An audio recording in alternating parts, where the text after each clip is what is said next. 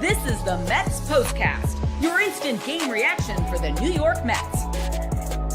Part of the Locked On Podcast Network. Your team every day.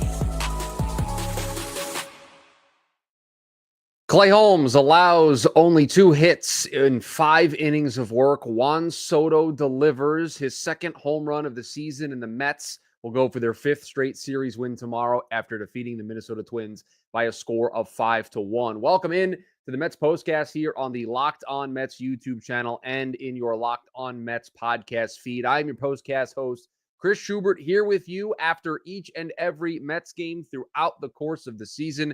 And it is another victory edition of the Postcast as the Mets now move to 11-5, currently in the midst of a 2-game winning streak, and they'll try to make that 3 in a row tomorrow. Let's waste little time here because I know what you're here for. We've long awaited this moment. We had a big one tonight, and this is what you'll be talking about. This is what you'll be talking about. Juan Soto. Big home run, finally looks like he is starting to turn a corner and break out, and you could see the signs of this early in the game. His first 2 at-bats before he hit the home run that broke this thing open to make it 5-1 for the Mets. He fouled off 2 pitches and hit them pretty far, pretty hard, and crushed them. He just was a little out in front a little early, and that seemed like a very good sign because in the struggles that Juan Soto has been going through up until he hit this home run tonight, have we seen a swing like that? I hadn't seen contact like that, even on a foul ball, even on a couple of the hits that he has had during his tough start to the season. He hasn't really hit the ball that hard in a while, perhaps maybe since the home run he hit in Houston, the second game of the season. So those 2 foul balls, while they didn't mean anything, they weren't, decent results. That was a really telling sign that he was starting to break out of things. And then he did the damage on a home run to right center field, 405 feet, crushed that one into the upper deck there of that big, huge wall out there in right center for the Twins. And that made it 5-1 at that point. So an awesome night for him. Hopefully the comments are a little quieter tonight about Juan Soto struggling. Hopefully we can calm down a little bit about making any changes or Soto being overpaid or needing Soto to do something. You got your moment tonight. It was a Juan Soto home run to help break this game open for the New York Mets. They were up 3-1 at that point in time, but still, we'll take a breakout moment for Juan Soto because once he gets hot, those types of hits will come in bunches, and the Mets offense, which sorely needs somebody else to help break out, hopefully that guy can be Juan Soto. I see James talking in the chat about a big hit for Mark Vientos as well. I mean, yes, his hit to put the Mets in front is the go-ahead hit. It's the game-winning hit, an RBI double going the other way with the ball, pushing it into that right center field gap. So it was really nice to see. Clay Holmes on the mound for the New York Mets tonight, and I'll give you the numbers and then we'll break it down. 5 innings, 2 hits, the 1 earned run, 2 walks, and 8 strikeouts. And got to tell you, through the first 4 innings of this game tonight, everybody, did it not feel like this was spring training, Clay Holmes? Did this not feel like the guy we started to see during his last start against the Marlins? It really felt like this is what Clay Holmes was showing us in the spring, that dominant stuff, that kick change, his fastball offering, mixing in the sinker, got that sweeper slider thing that he can throw, and you just felt like he was starting to come into his own in that last start. And he continued it tonight. A 1-2-3 first, all strikeouts. He had 5 strikeouts very early in this game. I believe like 5 of his first 6 outs of this game were strikeouts. He worked out of his first little bit of trouble in the 4th. He gave out a 2-out triple, but worked out of that no problem. He was cruising. A low pitch count. He was racking up the strikeouts. Felt like a continuation of what we saw from him in his last start against Miami. Things were rolling. And you thought to yourself, or at least I did, the Mets were about to have 3 straight days of their starters going deep into games, something they desperately need right now.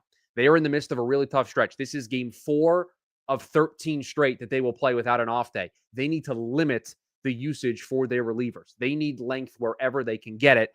It's why we talk so much about Griffin Canning and the length the Mets tried to get the first game of that series with, I almost called them the Oakland A's out in Sacramento. But he got 6 innings from David Peterson. He got 7 shutout innings from Kodai Senga. it's certainly set up for what looked like to be 3 straight days where you have a starter take the ball into the 6th inning.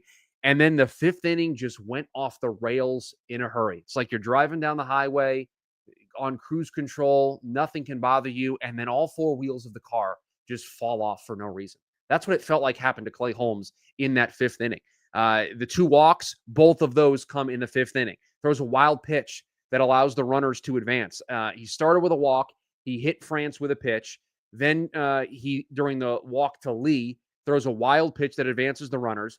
Then he walks Lee to load the bases. So the Mets clinging to a 1-0 lead on a night in which it's cold. We know this offense has been pretty inconsistent. A little worried that they might not be able to score a whole lot more tonight. And after loading the bases, command being all over the place, what does Clay Holmes do? Sac fly, fielder's choice, strikes out Buxton swinging. And so while he had that trouble to work out in the 5th, he didn't really give up a ton of hard contact. 2 hits in this game. The sac fly might have been the hardest hit ball that was hit against him. I don't have the StatCast numbers in front of me, but that feels like, if memory serves, the hardest hit ball. Just from what my eyes told me, he didn't really give up a ton of hard contact, didn't really put himself into a lot of trouble. Like we mentioned, the 2-out triple in the 4th, but 2-out hits, he worked around that. And the bottom of the 5th, that was self-induced. I mean, he was cruising up until that point. So it was a very weird 5th inning there for Clay Holmes, but shout out to him for battling back. Credit to Jeremy Hefner. Thought a very well-timed mound visit to go out there and talk to Clay Holmes, calm him down, because after that, it was sac fly, the fielder's choice, and then a strikeout. So he locked right back in after that to get out of that jam, only allowing the 1 run that tied it. It's the only run the Twins were able to scratch across this Mets pitching staff that was once again dominant. Huascar Brazoban drew his name out of the hat today to be the Mets reliever that gave multiple innings, 2 dominant innings, 20 pitches, did not allow a hit, only gave up 1 walk, and then Reed Garrett and Ryan Stanek shut the door in the 8th and the 9th. And it's always fun when you look over at the ERA for the guys in the bullpen. Brazoban, ERA down to 0.79. Garrett with a 0 ERA, and Ryan Stanek also has a 0 ERA. So the Mets' bread and butter right now is quality pitching. They catch some breaks from the other team via some fielding errors, and they just have timely pitching and the timely hit here and there that allow them to now potentially make it 5 straight series wins if they win one of the final 2 games of this series. I believe a second base candidate is emerging. Luisangel Acuña had a big night. We will break that down. We'll talk about the turning point from this game and also hand out some hardware on the other side. You're looking for a snack that's both delicious and nutritious? Crack into a good source of protein with Wonderful Pistachios. Wonderful Pistachios, one of the highest protein nuts.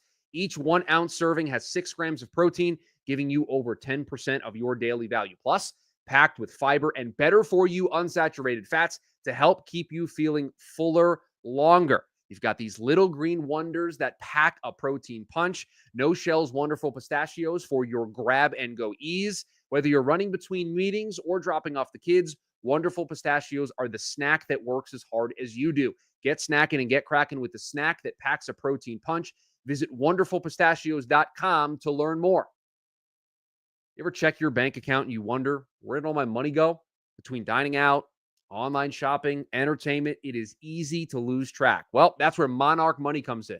Your personal CFO, giving you full visibility and control over your finances. This isn't just a budgeting app. It is a complete financial command center. You can track all your accounts, investments, and spending all in one place. So you just stop managing your money and you start building wealth. Instead of juggling multiple apps, you can use Monarch to check your finances, track spending, and even plan long-term goals. There's also easy collaboration.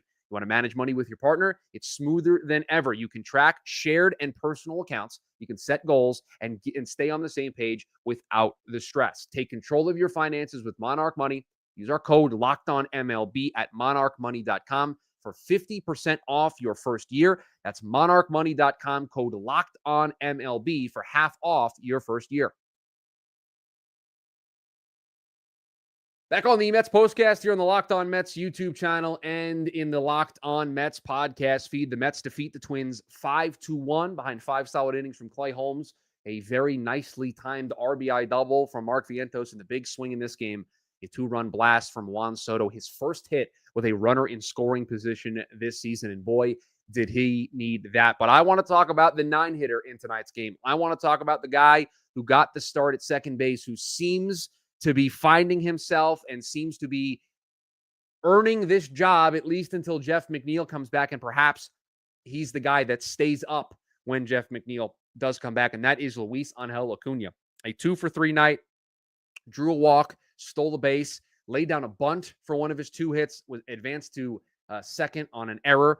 What is it with the Mets and the opposing teams that they play, just making some weird errors? Tonight you had a ball that Luis Torrens hit the ball right back to the pitcher, thrown right over the first baseman's head. That allowed a run to score. You had on the Vientos double before that, the ball get thrown at Mark Vientos like it was a dodgeball, hit him on the backside, just kind of stood there right in front of him. I think he was just in shock that the ball was right there with nobody around, that he didn't take third base. On the bunt that Acuña had late in the game, ball thrown, 3-hopped past the first baseman. I don't know what it is, but you know the old saying, put the ball in play, good things happen, and good things continue to happen for the New York Mets, and good things happened for Luisangel Acuña. Great at bat to draw a walk, 2-for-3. That bunt hit that we mentioned, stole a base, just showing you all of the skills that he has. The ability to make contact, the ability to draw walks, the speed when he's on the base paths. He scored the first run of the game on the Alonso single. Why? Your 9-hitter gets on base. He creates some traffic on the base paths. And then when a ball gets put in the gap, he's going to be able to score on that almost always with how fast he is. So it certainly feels that, I know Brett Beatty had a nice day yesterday in the finale out in Sacramento, made a couple nice defensive plays over at third, had his first triple, his first extra base hit of the season.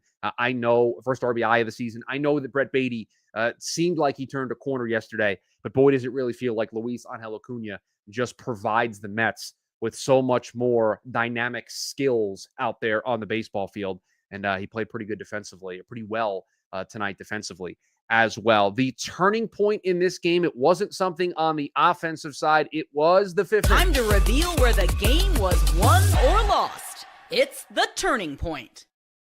Clay Holmes limiting that damage to only 1 run after self-inflicted wounds to load the bases, but to work out of that jam and to only allow 1 run to come across. And again, didn't allow a hit that inning, but still a run comes across the board, a couple of walks, a hit by pitch, and then allows a sac fly, a fielder's choice, and then a strikeout. So some not hard contact other than the sac fly, self-inflicted wounds for Clay Holmes. And if he is going to start to give the Mets length on a consistent basis, he just has to avoid the one big inning. He was cruising in this game tonight, but kudos to him for buckling down, battling, and limiting the damage to just the 1 run that tied it, because the Mets were able to respond in a big way. The player of the game, it was only 1 hit in the game. You could give it to Pete Alonso, who's 2 for 2, drew 2 walks. You could give it to Clay Holmes for 5 innings and only allowing the 1 run. But, man, a guy hits a home run, breaks out in a big way, first hit with runners in scoring position. You know who the player of the game is. This is the Locked On Player of the Game.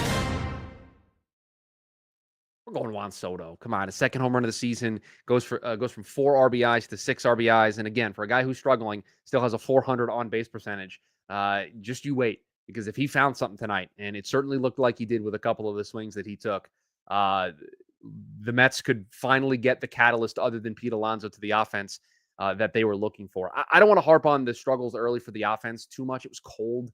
I mean, the first couple innings of this game, through the first 5 innings, Joe Ryan and Clay Holmes combined for 14 strikeouts. The 2 starters in this game combined for 16 strikeouts in 5 innings each. So, I mean, it was cold. They were free swinging. It was a bit of a wider strike zone tonight, especially up in the zone. Both guys were getting the calls all game long. So 5 runs when you're not maybe playing your best, I think we'll take that. And we'll certainly take a team that's won 2 in a row and now is going to go for their 5th straight series win tomorrow. And by the way, speaking of Luisangel Acuña, I'll leave you with this. Picked up his 4th stolen base of the season. You look up and down the Mets lineup, they don't have a ton of guys that provide that speed and that ability to take that extra base and create runs. Feels like Luisangel Acuña is doing a really nice job to try to earn himself that bench spot when Jeff McNeil returns from injury. The Mets will go for 3 in a row tomorrow. They'll go for the 5th straight series win, and they will send Tyler McGill to the mound against Bailey Ober in the second game of this series. Hopefully the weather cooperates a little bit more tomorrow. Perhaps it's a little bit warmer, and perhaps what Juan Soto did tonight can carry over into tomorrow's game, because real quick, I know Vientos looked like he broke out tonight, or is continuing his breakout. That was a really nice hit. 0 for 4 from Winker, 0 for 4 from Terrens, 0 for 4 from Taylor. So you still have 0 for 4 from Nimmo, 1 for 5 from Lindor at the top. So still, it is very stop-start with this Mets offense. There has not been a stretch of, 3 of 4, 3 games in a row, 5 games in a row where the offense is clicking on all cylinders. Yet here we are talking about an 11-5 baseball team. So Clay Holmes delivers, battles himself out of a jam. Juan Soto has a big hit. Mark Vientos delivers the RBI that puts the Mets in front. And you guys know how this goes. So far, the story of this season is if you give the Mets bullpen a lead, they mostly hold on to it. They have been excellent all throughout this season. That is going to do it for us here on the Mets Postcast on the Locked On Mets YouTube channel and in the Locked On Mets podcast feed. Make sure you subscribe, turn on that notification bell so you are notified when we go live. It's after each and every Mets game throughout the season. So we'll be back here tomorrow once the game goes final to break it all down. Tyler McGill against Bailey Ober tomorrow in the second game of this 3-game set. And like I said, we will be back here once it is all said and done to break it all down. But the Mets winners tonight, 2 in a row. They defeat the Twins 5-1 to move to 11-5, to start the season. And they've opened up a 2-game lead in the NL East. For a team that's still not all putting the pieces together on a consistent basis, it could be a lot worse. But that'll do it for us here on the Mets Postcast. Talk to y'all tomorrow.